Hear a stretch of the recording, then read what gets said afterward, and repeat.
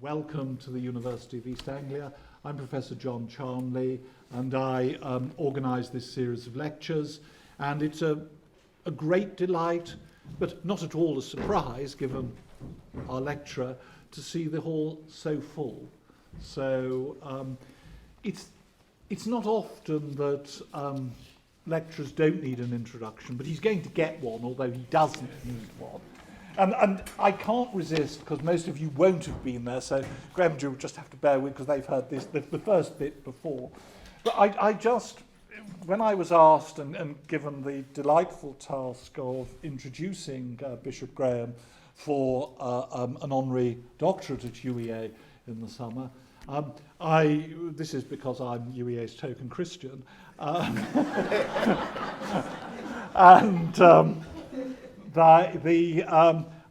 my mind immediately went to St. Paul.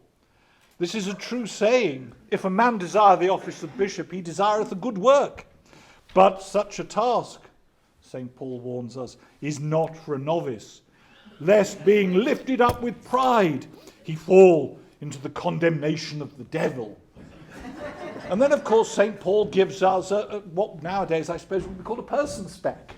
Not quite a job description. So what should your ideal bishop be? Well, he should be blameless.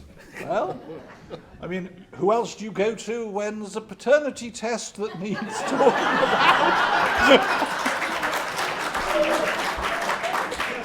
So very blameless. He should be the husband of one wife. This is good. This is good. Vigilant.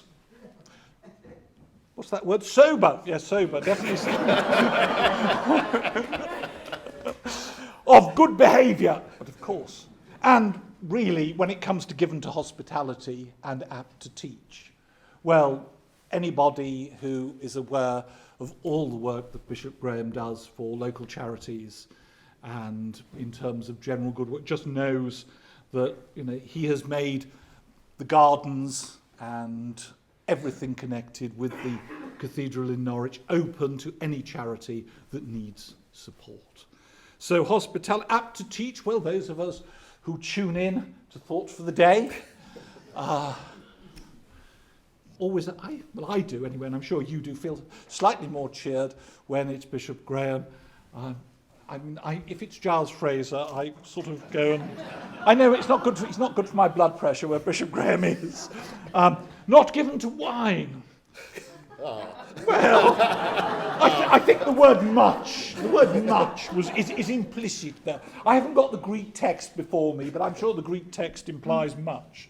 No striker, not greedy of filthy lucre, but patient. Well, filthy lucre and being a bishop in the Church of England. Yeah, that's you wouldn't be doing that if you were greedy of filthy lucre. But patient, not a brawler, and not covetous. And I think Bishop Graham really does. He's been with us since, 1999 now. And I think I speak for a lot of people in this room who breathed a huge sigh of relief when, is he now Justin Montague-Brown? Or Justin Welby got the job instead of Bishop Graham, because that was such a relief. I know a lot of people said to me at the time, whilst it would be wonderful for Canterbury, it would have been dreadful for us. And I think that the thing when I was doing the bits of research for the speech, the thing that people said to me again and again is how much Bishop Graham is loved. And that word loved was used almost every single time. And I think that's a rare quality. And I think a man who can spend as long in one diocese as Bishop Graham has, and will for a bit longer, hopefully, and be loved, and have so many different people use that word about him, I think he's right up there with St. Paul's description. And the title for tonight, well, it really couldn't be better, could it? More Catholic than the Pope. Well, of course, there are now quite a lot of people who claim that. Certainly my Twitter feed on Friday after the last apostolic exhortation was full of people who were far more Catholic than the Pope in their own eyes. But of course, there is, for us here in East Anglia, a particular resonance here with the encounter of Anglo-Catholicism, so how appropriate for a series of lectures named after the Blessed John Henry Newman, of Anglo-Catholicism and the papacy and the revival of a Norfolk shrine. Well, thank you, John, I think, for all that. It's very kind of you to introduce me so kindly. Yes, it's a long title, and it is one with Norfolk resonance, but I hope in relation to the whole suite of these lectures, one that relates to the Catholic Church in the wider world too. 34 years ago next month, saw the first visit of a reigning pope to the United Kingdom. And Pope John Paul II was already a global superstar. He'd recovered, if you remember, some of you who are old enough, he'd recovered from an assassination attempt during the previous year. And only a man of supreme physical and spiritual strength would have attempted this, and I think many other visits that he made around the world less than a year later. And unlike the visit of Benedict XVI in 2010, this was a pastoral visit rather than a state visit. The cost was met by the Roman Catholic Church in these islands. In fact, I think they were paying for it for a very long time indeed. And it was the only possibility in the light of the Falklands War. The visit came very near to cancellation. Only just a few weeks beforehand, it was touch and go. And in the end, the Pope made an unscheduled trip to Argentina the month after his visit here. That's what made it possible. And on the second day of his visit, the Pope went to Canterbury to meet the then Archbishop, Robert Runcie.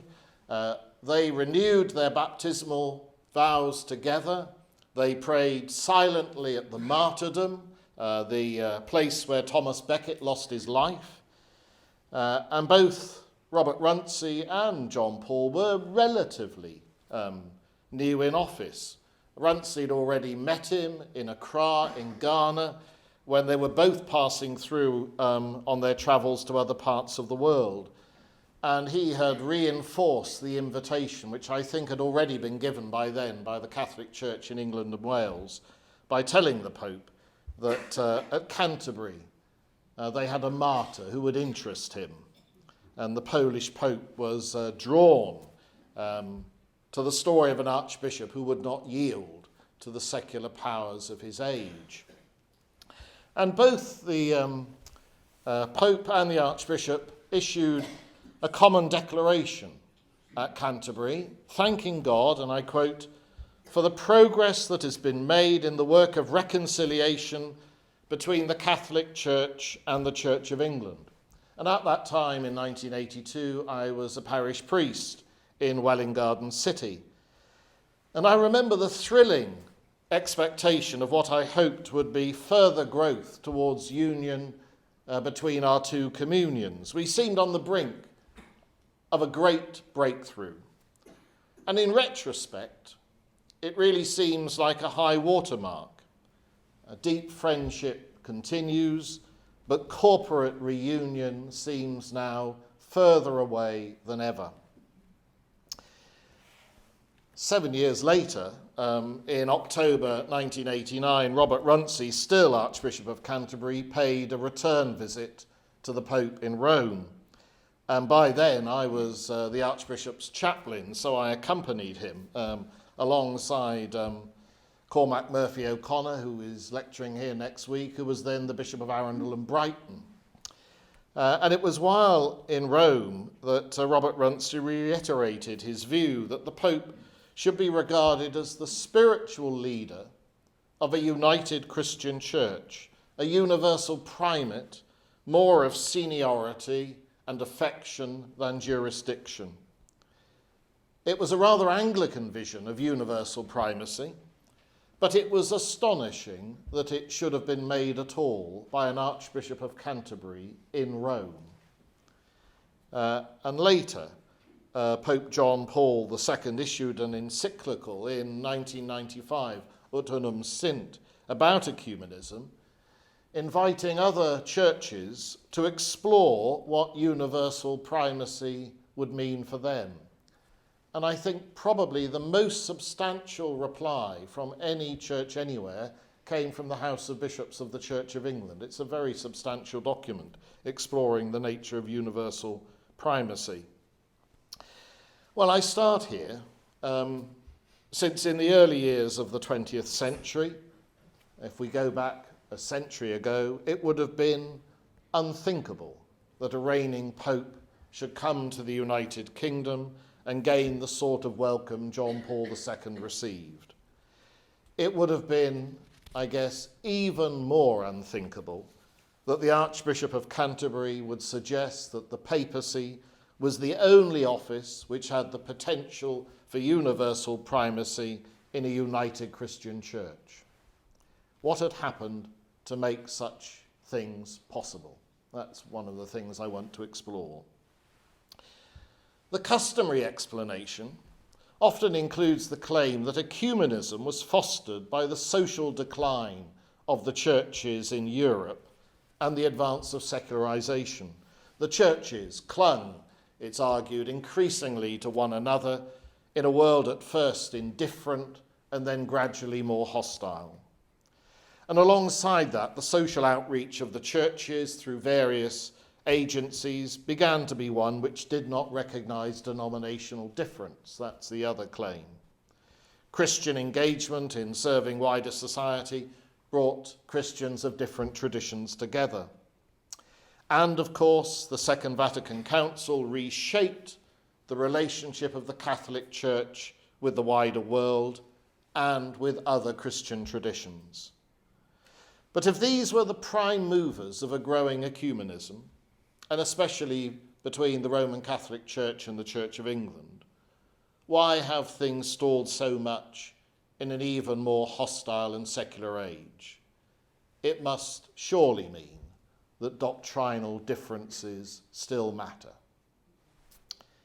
Perhaps, however, a little more attention and even credit for the changed atmosphere towards Catholicism and the papacy in this country should be given to a tradition in the Church of England which emerged in the early years of the 20th century and which has been largely, if not almost totally, ignored by historians. And it was called, at first with derision, although it gloried in it in the end, the Anglican papalist movement. I didn't know quite how to illustrate Anglican papalism, but there is one book on it by Michael Yelton, not all that long ago, which is worth reading. It was never a very large movement, though bigger than many Anglicans recognised at the time, and it had an influence beyond its numbers because some of its leading figures were genuinely international in outlook. But what is Anglican papalism? Well, first, I will distinguish between two streams of Anglo-Catholicism in the Church of England and their very different attitudes to the Roman Catholic Church in this country. Anglo-Catholicism, of course, developed out of the Tractarian or Oxford movement in the 19th century, in which John Henry Newman, after whom this lecture series is named, was such a major figure. And the Oxford movement cherished the apostolic, the Catholic, the sacramental character of the Church. And Anglo-Catholicism is generally regarded as a second stage development when liturgical changes were made to accommodate Anglicanism to a more explicitly Catholic tradition. T.S. Eliot, the poet, one of Anglo-Catholicism's more famous converts, wrote this in 1943. "The Church of England has always regarded itself," said Eliot, "as have the Eastern churches, as a living member of one visible church.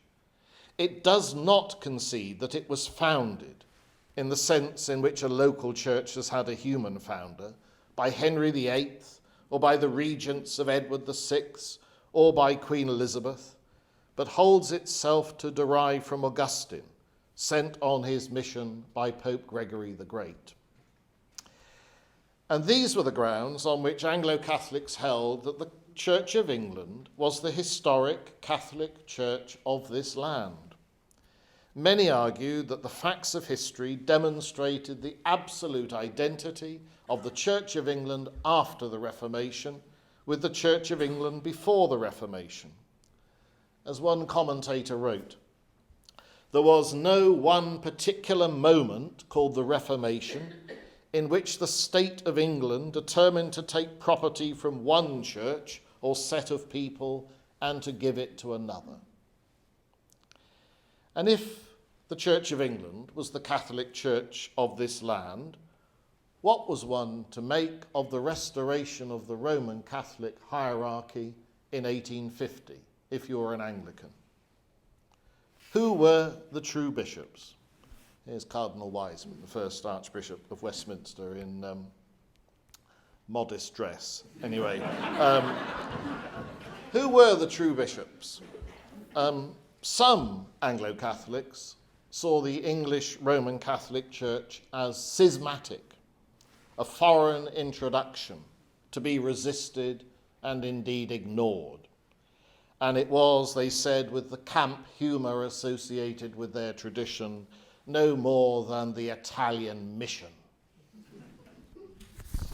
Well, there were others within the Anglo-Catholic tradition who did not see things that way at all. Anglican papalists believed that the Catholic Church in England bifurcated at the Reformation. Now, bifurcate is a word one does not get to use very often. It's 9 letters. It'll come up on Countdown one day, and remember that I will have told you so. It indicates, of course, something dividing into 2 branches, rather like a 2-pronged fork.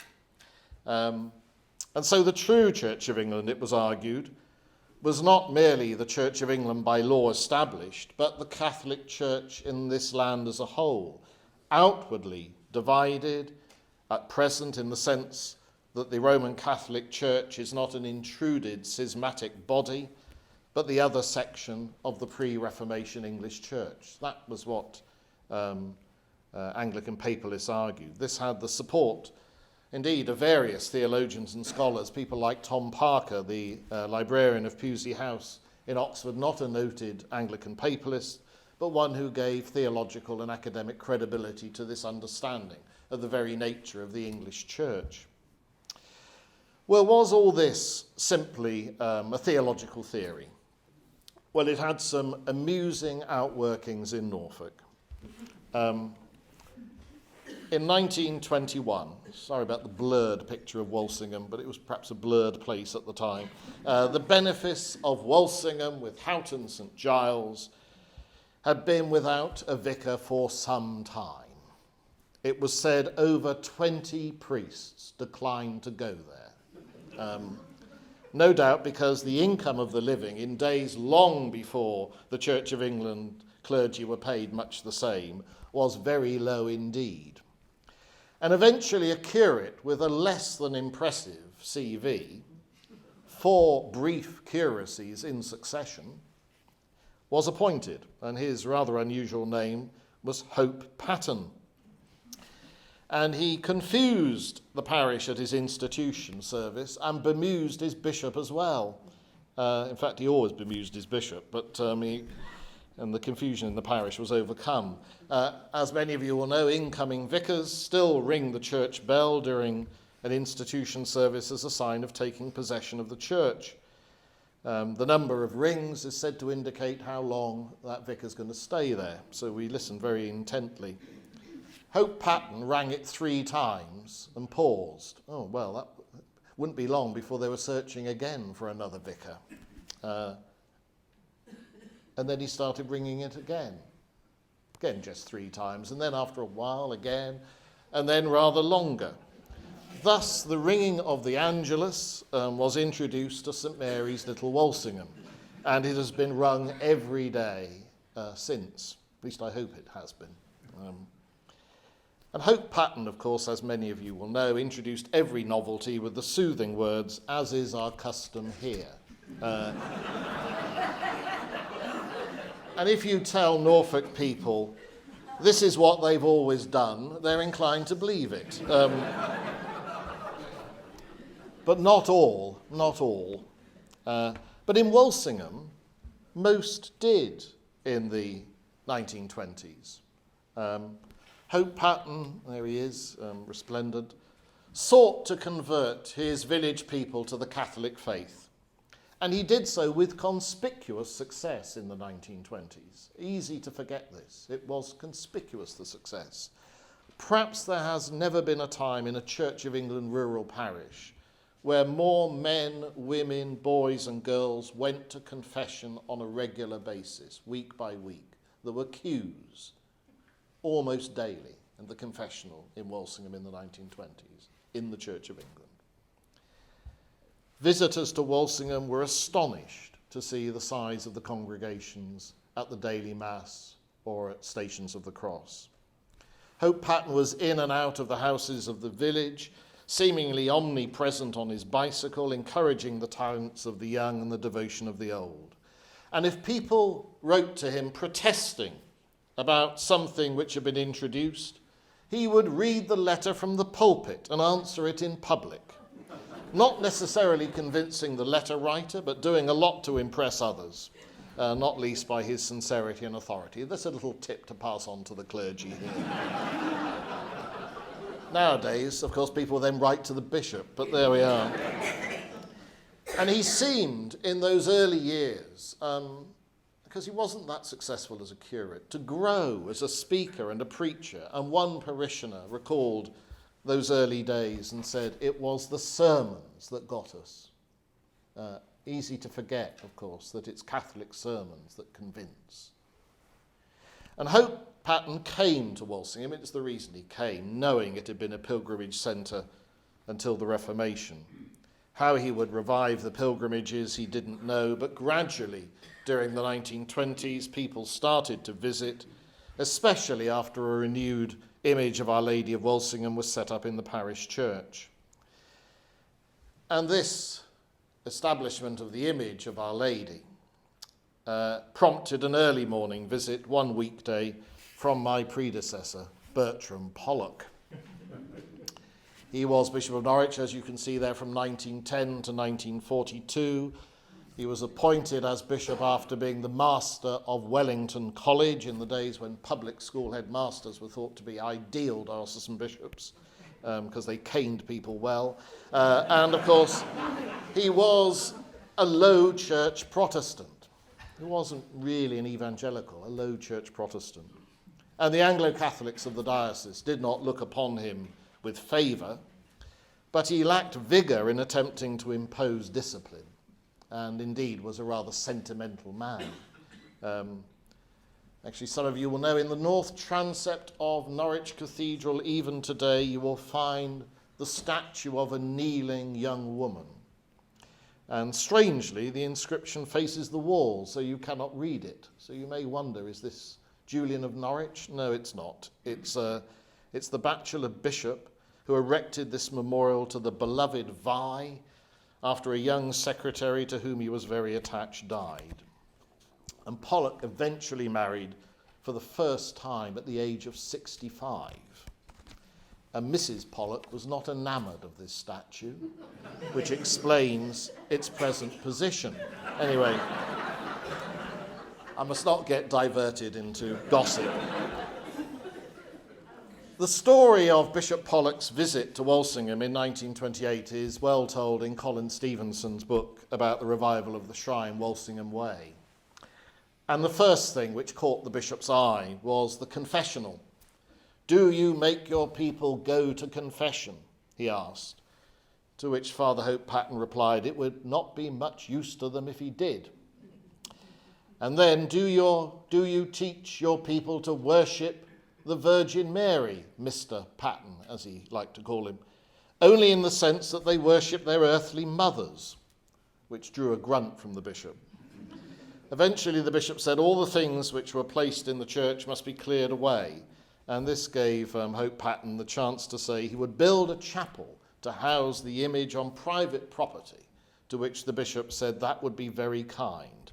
a statement of approval which he later regretted. For when the foundation stone, here's the inscription, for when the foundation stone was laid for the holy house of the new Anglican shrine, it was furnished with a Latin inscription stating that the shrine had been restored in the pontificate of Pius XI, Bertram being Bishop of Norwich, and Hope Patten, the parish priest of Walsingham. Well, this reached the press, and Bishop Pollock heard about it and objected to the mention of the Pope. And the removal of the Pope's name was refused, so the bishop asked to have his own name removed instead. But the foundation stone had already been carved by then. And Bishop Pollock's name was filled in with plaster, which was later removed. So he's mentioned after all. He's mentioned in a shrine church in his diocese into which he never set foot. He did once go to an upstairs room in the Lee Warner's house opposite with some binoculars to view it, and came away saying, deplorable, deplorable, it's every bit as bad as I thought. Anyway. Now, the image of Our Lady of Walsingham was indeed removed from the parish church, as the bishop wanted, in October 1931. To the Holy House. I mean, since there were around 3,000 people in the streets to see her image on the way, it wasn't the quiet removal my predecessor had in mind. Bishop O'Rourke, once the Bishop of Accra, who'd retired to Blakeney, presided over the ceremony along with the Bishop of Nashdom. And 75 years later to the day, in 2006, there was a service in the parish church in Walsingham commemorating this event. Indeed, the image was brought back from the shrine for the occasion, and the then Bishop of East Anglia, Michael Evans, and I both gave addresses while Vespers of Our Lady was sung. What Bishop Pollock would say about that, or the fact that his successor but four is now an honorary guardian of the shrine, I can just about imagine. Deplorable, deplorable. Now, the story of the foundation stone indicates how rapidly a papalist tradition found favour in Walsingham. But it was never actually clear-cut, I think, with Hope Patten, because he continued to use the Book of Common Prayer rather than the Roman breviary for his offices. He was deeply devoted to King Charles the Martyr, an observance most Anglican papalists abhorred, and he seemed never in the least tempted to become a Roman Catholic. Some of the most significant supporters of the revival of the shrine were equally Anglican, but even more convinced papalists. Here is one, the rather exotically named the Reverend Father Henry Joy Fines Clinton, who became the vicar of St Magnus the Martyr, London Bridge, in 1921, just as Hope Patten was coming to Walsingham, and remained there until his death in 1959. Their years are very similar in terms of how long they were in their respective charges. St Magnus the Martyr may have been part of the Church of England and the Diocese of London, but as with other Anglican papalist churches, no English was heard in the liturgy, and the devotions were entirely in line with the rest of the Roman Catholic Church in the West. There's the high altar, which hasn't changed enormously over the years, although it's probably much more simplified than it was in those earlier years. And actually, St Magnus the Martyr, then and now, has a memorial to Miles Coverdale, the 16th century Bible translator, who was originally ordained as a priest in Norwich.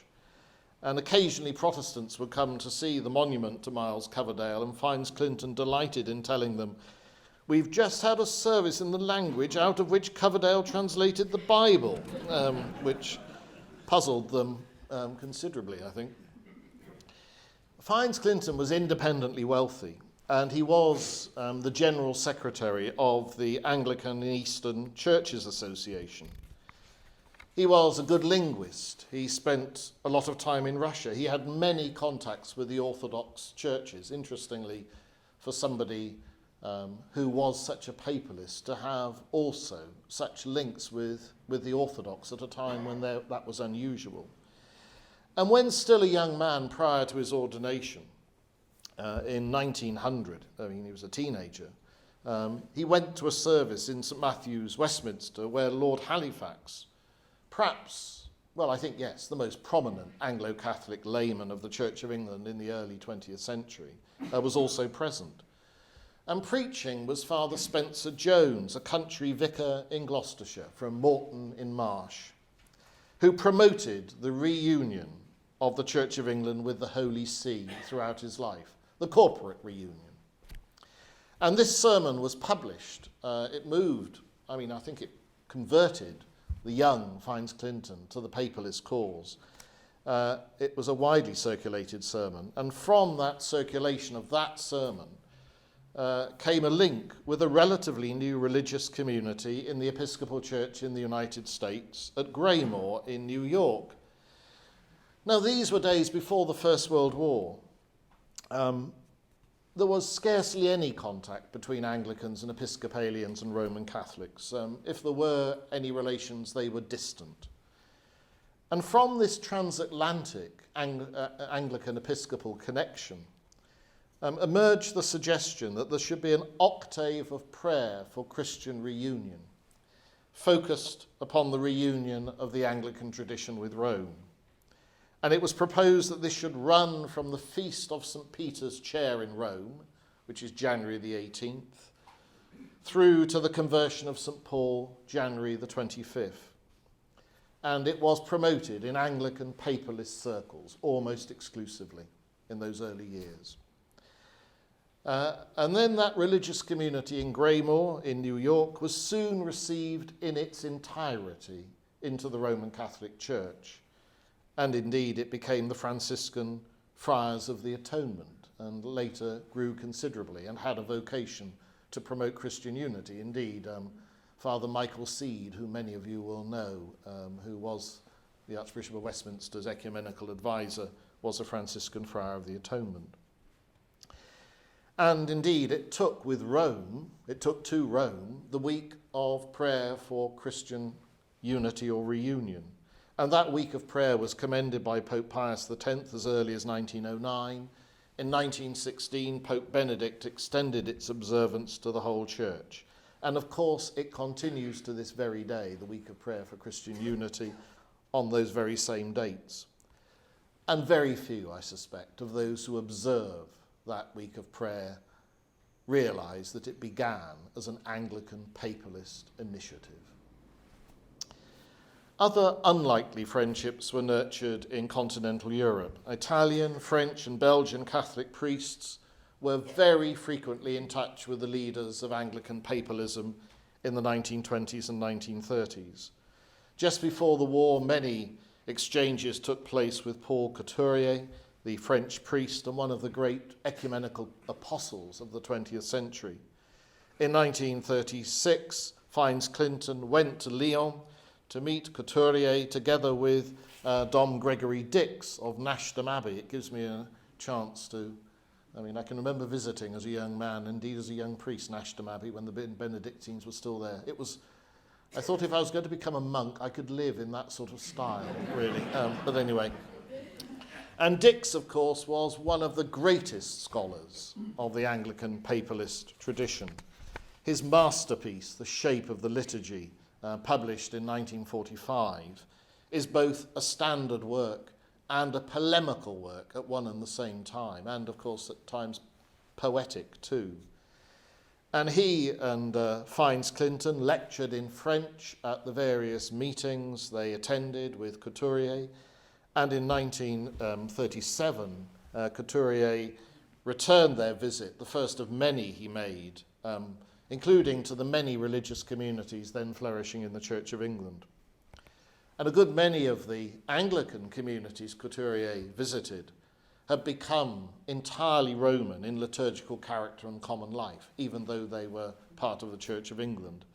I mean, it was said of the Benedictines of Nashdom that if they were to be received into the Roman Catholic Church, only one thing would change in their life, and that would be the name of the bishop mentioned in the liturgy. I mean, that was how complete was their Roman Catholic character. And Father Couturier's biographer, intriguingly, was Geoffrey Curtis, an Anglican, one of the brethren of the Community of the Resurrection at Mirfield.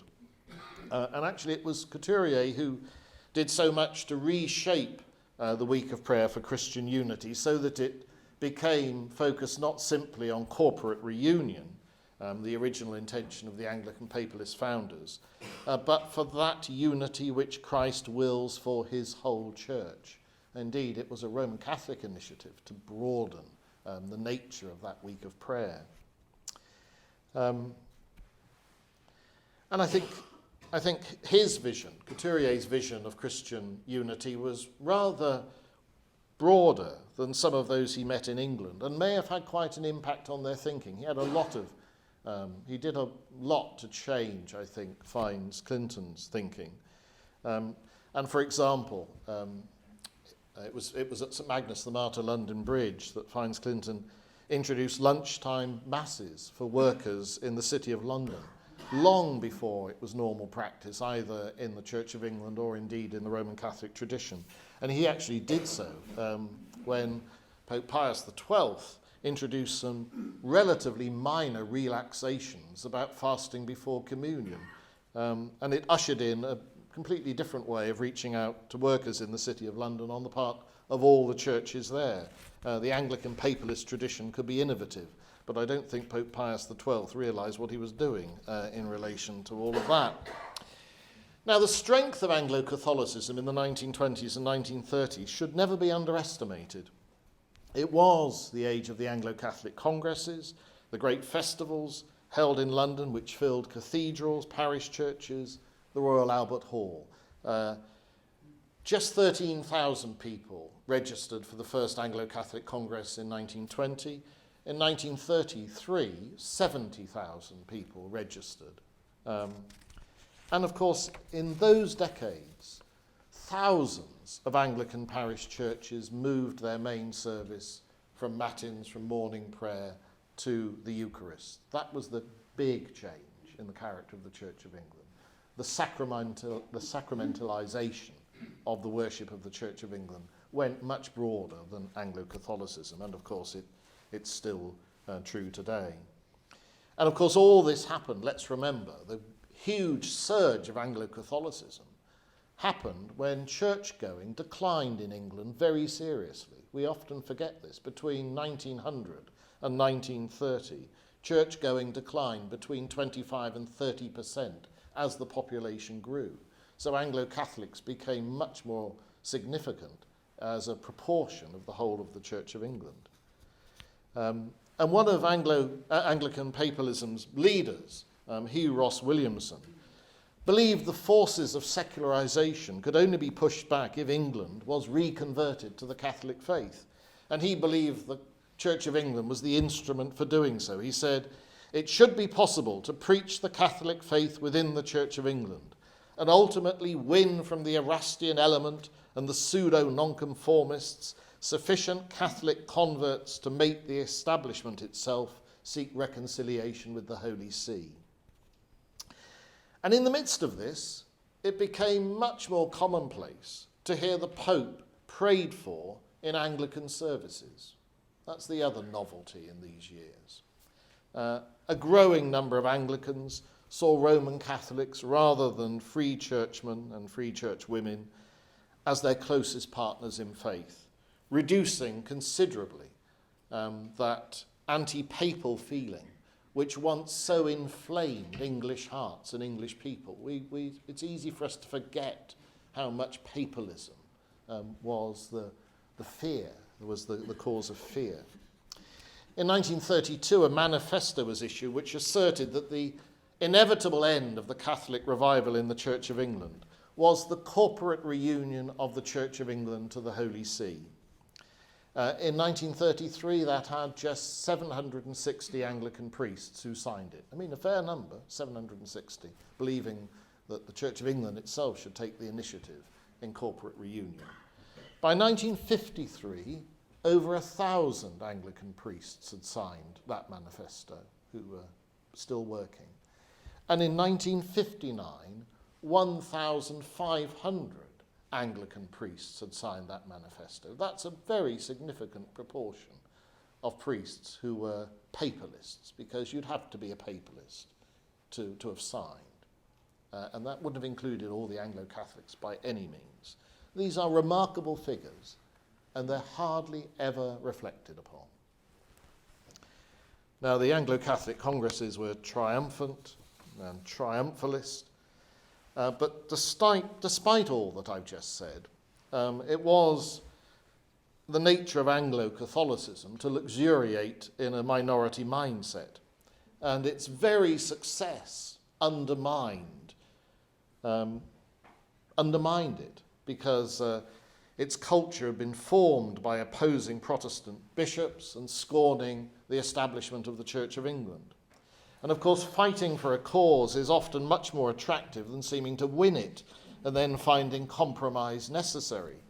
And such has been the experience of political movements everywhere, especially ones which gain power and have to govern. Anglo-Catholic bishops were appointed, and nearly all of them disappointed their more extreme supporters when they sought to be pastors of the whole church, because that's what you have to be as a bishop. And of course, the Church of England then began to reassess its relationship with the Holy See. The historic visit of Geoffrey Fisher as Archbishop of Canterbury to Pope John the 23rd in 1960 may have been a very quiet encounter, but it was unprecedented. It paved the way for the even more significant visit of Michael Ramsey to Pope Paul VI in 1966. You would have thought that Anglican papalists would have been delighted. Not all were. Many had seen the Roman Catholic Church and the See of Peter in particular as an unchanging bulwark against the modern world. And there were a plethora of Anglican papalist organisations set up in the first half of the 20th century. The most significant and still existing Catholic League had adopted officially the Catholic faith as expressed in the Council of Trent as its own profession. And so the Second Vatican Council turned Anglican papalism into turmoil. The liturgical changes, the new ecumenism, so shifted the landscape that many Anglican papalists simply could not get their bearings.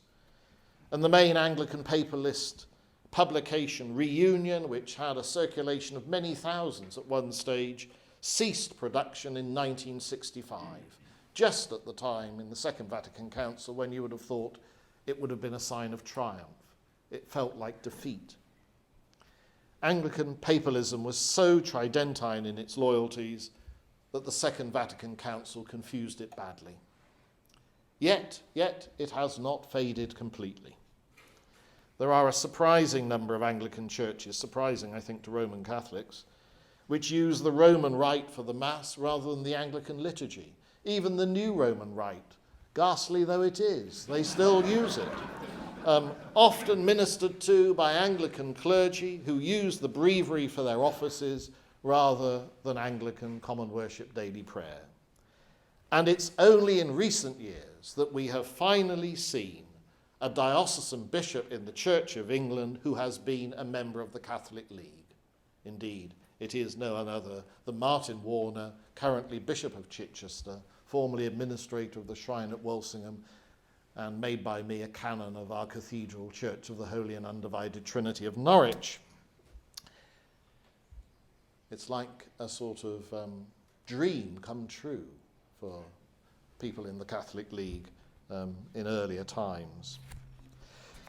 And what's ironic about the wilting of Anglican papalism at the very time the See of Peter was embracing the council was that the See of Peter was occupied by a pope who knew more Anglicans and was more familiar with Anglicanism than any other pope since the Reformation, Pope Paul VI.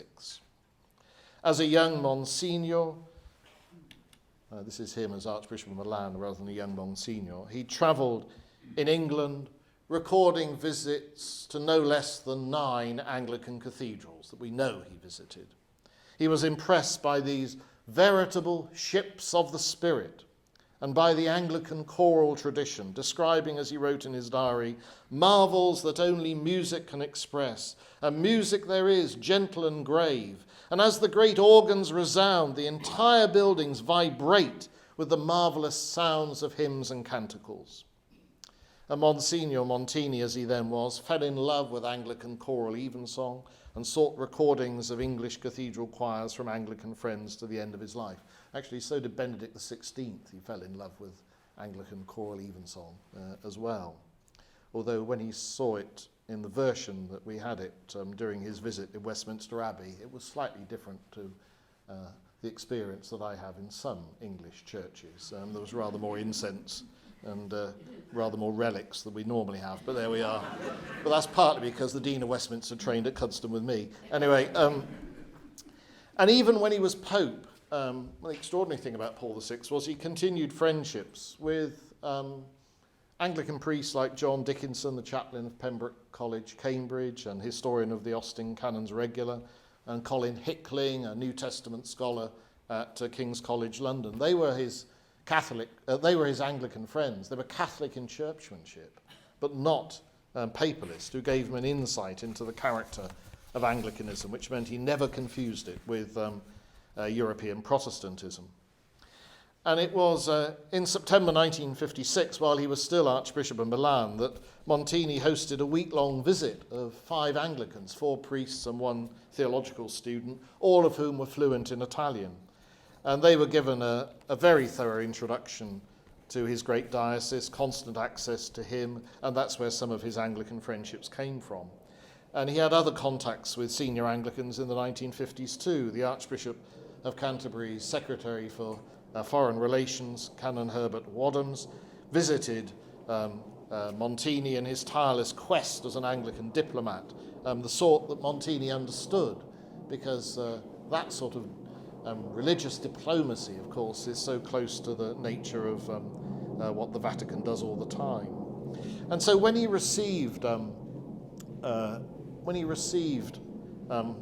Michael Ramsey in March 1966, it was a pope who was experienced in hosting Anglican visitors. And of course, he was the pope who presided over many of the sessions of the Second Vatican Council. And his address to the council on September the 29th, 1963, included an aside addressed to the 50 or so non-Catholic observers who were given a place next to the main altar in St. Peter's Basilica. That was how far things had changed so suddenly. And Pope Paul said, "If we are in any way to blame for our separation, we humbly beg God's forgiveness and ask pardon of our brethren who feel they have been injured by us. For our part, we willingly forgive the injuries which the Catholic Church has suffered and forget the grief endured during the long series of dissensions and separations." And of course, he had the opportunity to put this into practice when Michael Ramsey visited. Fisher had been received in the Pope's private library. Ramsey was welcomed in the Sistine Chapel, and the Pope said to him, "By your coming you rebuild a bridge which for centuries has lain fallen between the Church of Rome and Canterbury. As you cross our threshold, we want you especially to feel you are not entering the house of strangers, but that this is your home, where you have a right to be." And famously, of course, during that visit, Pope Paul took off his episcopal ring, his fisherman's ring, and gave it to Ramsey. And every Archbishop of Canterbury visiting Rome and visiting the Pope since has worn it.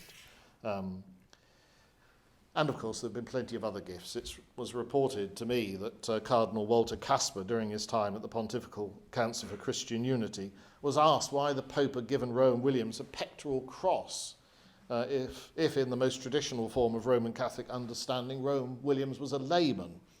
Well, Cardinal Casper commented that the gift was symbolic, and if the Pope had wanted to give him a book token, he could have done, but he didn't.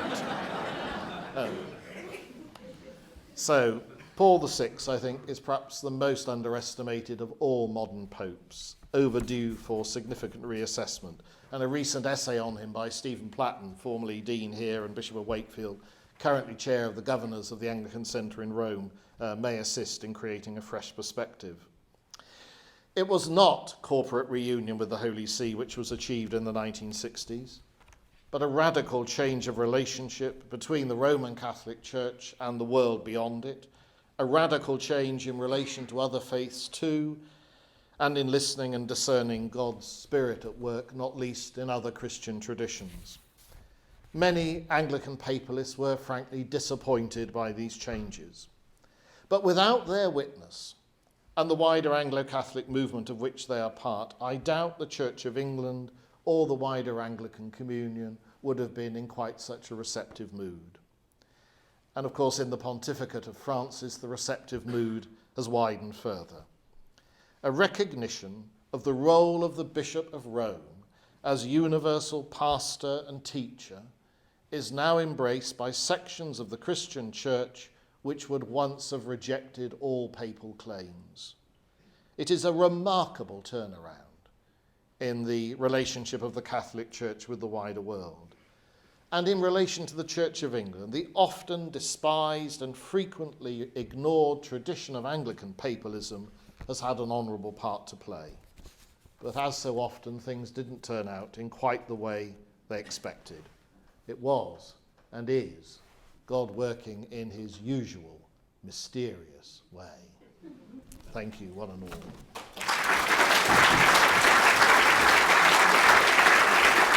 I shall propose a formal vote of thanks at the end, but I think Bishop Graham can see from the warmth of that reception what we all thought of the lecture. Now, we do have, I think, a couple of microphones, do we, George and Siobhan? Yes. And we will try to get them round to you. If you can say who you are, because it's all being filmed for posterity, and therefore, if you missed any of it, you can in a few weeks' time, you'll be able to log on to UEA and listen to it all again, which I shall certainly be doing. So, any questions? We've got time for 2 or 3, I think, and then we must make sure the Bishop goes and has some sustenance. Right, so any questions, comments? Now we have one, George, we have one down here first, and then we'll do one up there, Siobhan, after the one down here. That's simply me being blind. Jennifer Powell. I was interested in many of the things you said about the coming together of the Catholic Church in the early part of the 1900s. I belong to a very religious family. I had one uncle who was a Methodist minister and one uncle who was a fairly high Anglican, and all things in between. And my family didn't have any of the normal prejudices at the time, but they were extremely prejudiced against Roman Catholics. And that was how I was brought up. And not only my family, but other families I have known were also brought up in the same way. And yet at the same time, all these other things were going on. Yeah. I mean, that's absolutely true. I mean, my background, my father was a Methodist local preacher, and then he became a Congregationalist minister, which he was in my youth. I can remember being, well, you were almost slightly fearful. In my Cornish childhood, there were a few Roman Catholic children in the school who were withdrawn from assembly, and you thought they were a different religion, really, rather than Christians with you. But the intriguing thing then, what I remember then, because this is only the late 1950s, I remember my father becoming a friend of the local Roman Catholic priest. They met in the street, they started talking, and I can remember Father O'Regan coming to tea in our manse, and he went out through the back door in case any of his parishioners could see him.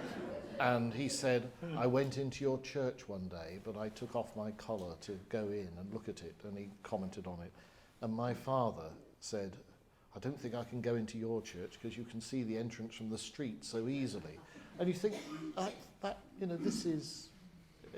this was part of the culture of the time. And yet, this was in Newquay in Cornwall, and yet the parish church, which was built in the early 1900s by Sir Ninian Comper, the parish church of Newquay, still there, glorious building, its main service on a Sunday was a non-communicating high mass. I mean, it wasn't papalist, but it was absolutely Catholic in tradition, and there were hundreds and hundreds of people there. The Pope was frequently prayed for.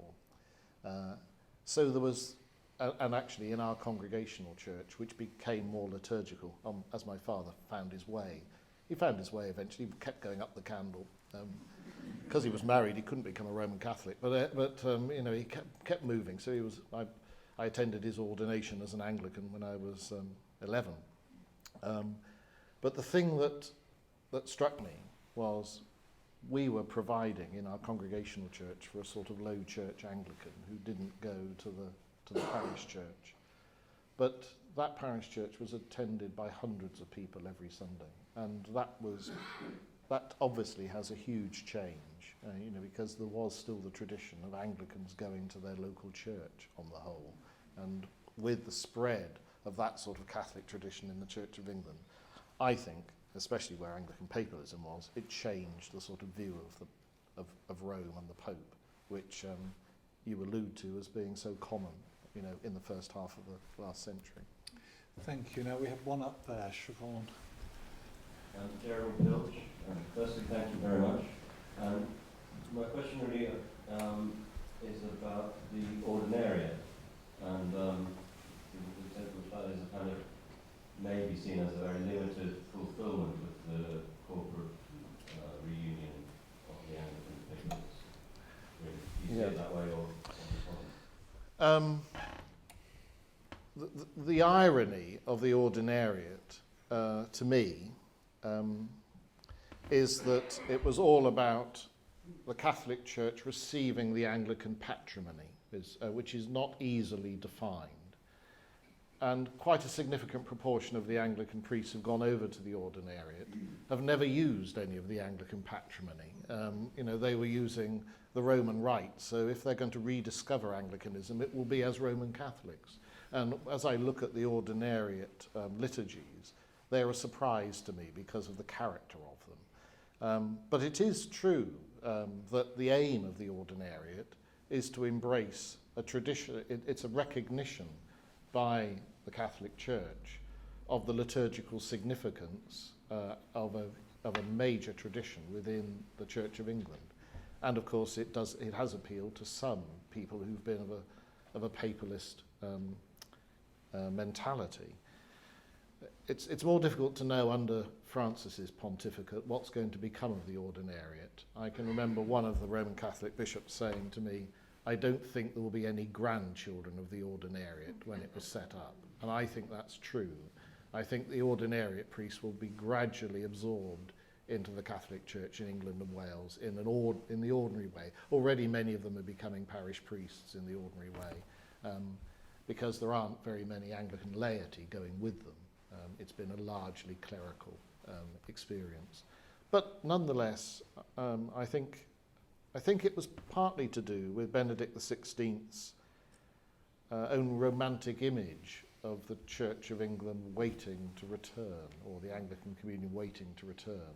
And to some degree, if I was him and I'd experienced what he did in his visit here in 2010, he didn't experience the full range of churchmanship of the Church of England, I think it'd be fair to say. Thank you. Now we've got one down here for Siobhan.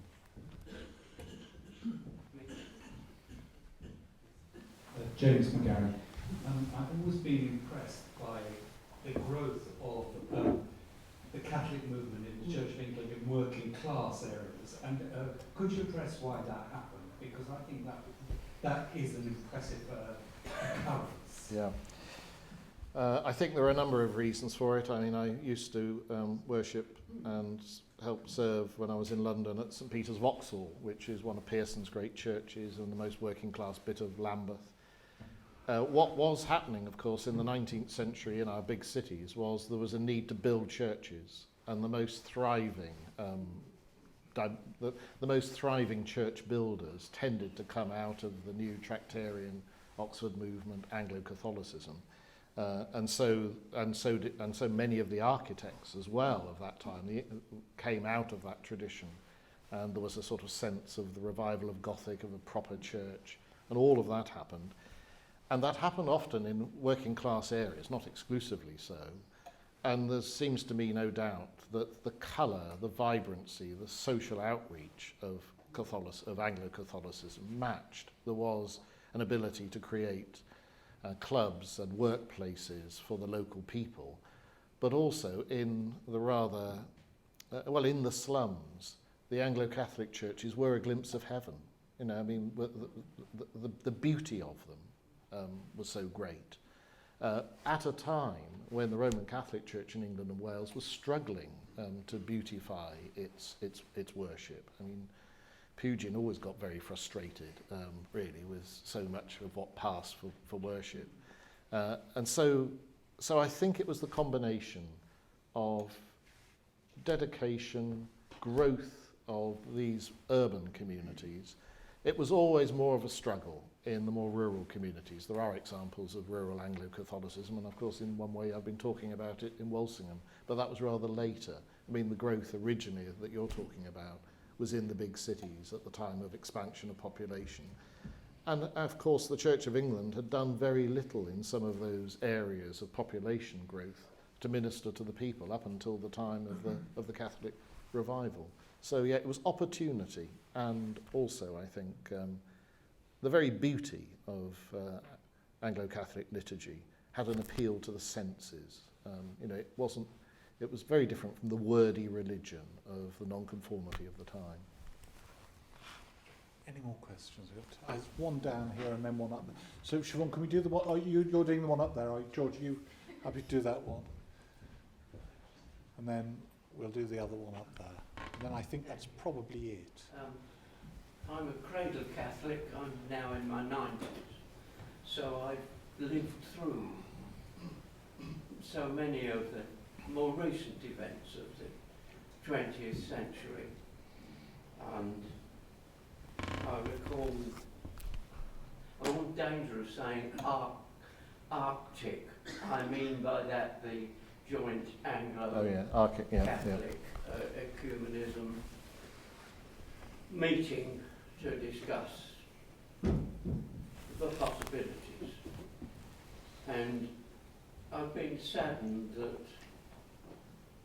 that seems to have drifted away. I think you commented that. And I'd be interested in your comment on, to hear your comment on why, no, just your comments on fact, it seems to be a fact, that the Anglican Church over the last 30 years has somehow, the tiller has been turned and has adopted measures which has made corporate union with Rome seemingly at this time, though God knows what the future will hold or what he has in mind for us. Why that has happened? Well, it's almost like a deliberate turning away from the hopes of the 40s, no 50s maybe. Thank you. I mean, I think in terms of Archic, of course, there were some astonishing agreements between the Anglican Communion and the Roman Catholic Church doctrinally. I think the problem with some of those agreements, of course, then the agreements have to be commented on. I mean, that wasn't authoritative Roman Catholic doctrine, it was from the Commission. And the Congregation for the Doctrine of the Faith was never quite so cheered by Anglican Roman Catholic agreement as those who were part of Archic itself. And I think it's very easy for those, I mean, you'll have Cormac here next week who had plenty of experience of the Archic conversations. What I think tended to happen is that those who were part of the conversations realised a unity through their constant meeting, their worship, their study together, which was reflected in the documents. But that never really seeped into either of our communions more widely. I mean, it never became part of the lifeblood of either church. In relation to where our two communions have travelled in the last 30 years, it is undoubtedly the case that, to me, that compared with some of the hopes at the time of the Second Vatican Council, there have been periods, it seems to be changing now under the pontificate of Francis, where the Roman Catholic Church has become more conservative again than we expected it to be at the time of the Council. And of course, it's undoubtedly the case that within the Anglican tradition, the ordination of women has created a further barrier. There's no point in beating about the bush, that's bound to be the case. It's also true, of course, that Anglicanism embraces a huge range of traditions. And if you look at the Church of England today, it tends to be the charismatic and the evangelical traditions which are the most vibrant. They are rather like the Anglo-Catholicism of the 20s and 30s. And that's where, I would have said 70% of our younger ordinands come out of an evangelical tradition. One of the interesting things about the Church of England, though, is its extraordinary fertility in nurturing vocations. There will be over 500 new priests and deacons ordained this summer, which are figures that the Roman Catholic Church in England and Wales can hardly begin to comprehend. And indeed, there are an increasing number of people under the age of 30 who are training for ordination in the Church of England. So the fertility of vocations has not died, nor indeed have they all become, I mean, the big worry is that there are not enough young women offering for ordination. The vast majority of our younger candidates are male, which is not what anybody would have predicted as a result of the ordination of women. I mean, it's fascinating, really. So I think there are social changes, there are changes in the nature of our church, there are doctrinal differences as well. Because one of the things I was saying earlier on is that the doctrinal differences have proved much more significant than we think. You don't notice them in terms of inter-parish connection. And I can remember when I was doing my joint teaching sessions very frequently with Michael Evans when he was the bishop here, I was, well, sometimes his people said, you're more Roman Catholic than he is. Well, that's because I said he spent too much time with Methodists. Anyway. Now we have time, I think, one more up that way. Okay, right, we'll have this as our last one then, if we may. So, where's the microphone gone? Right, it's moving. My name's Elliot. I never heard of Anglican papalism before this evening, so I found it very interesting. Thank you very much. My question is Anglican papalism still a thing? If so, what's it like? It still exists, yes, but there isn't the same sort of movement to the idea that the corporate reunion of the whole of the Church of England to the Holy See may be still a dream that some of us hold, but it doesn't seem to be the reality of where the Church of England is at the present time. But what is true is that there, I think, as I tried to allude to, there are Anglican churches which use the Roman Rite because it is what the Western Catholic Church does, and they see themselves as part of that. And there are still many Anglican clergy who would use the Roman breviary. They'd say their offices as Roman Catholic priests would do. So there's an identity on the part of some Anglicans with Roman liturgical and devotional traditions and with the Holy See. But I think what's died is this great dream that the whole of the Church of England might corporately submit to the See of Peter was a dream, and it seemed just possible for some years. But it's now, I think, well, you never know what will happen in God's good time, but certainly at the moment that isn't a powerful tradition in the Church of England, even among those who would use Roman forms. Thank you very, very much indeed. Well, before I close by asking everybody to show their appreciation for what was a wonderful lecture, but also a wonderful set of answers, just to remind people that, as Bishop Graham has said, next week we have Cardinal Cormac Murphy O'Connor at this time, who will be indeed rather wonderfully following on with some of the ecumenical themes that Bishop Graham has been dealing with this evening. So it will be the view, as it were, from the other side of the hill. So it will be quite fascinating to compare the two, and everybody is welcome. And all I can say after that is what a jolly good advertisement for the importance of UEA taking religion seriously. And I thought the lecture tonight was superb, and I'd like you all to join me in thanking Bishop Graham for it.